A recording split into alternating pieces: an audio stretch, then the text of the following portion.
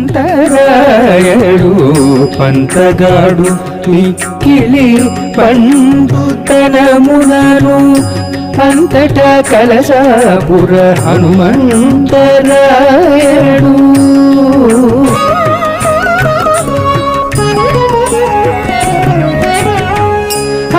రావణుని గెలిచి అయోధ్యాపురికి వచ్చి బలురాముని సీతతో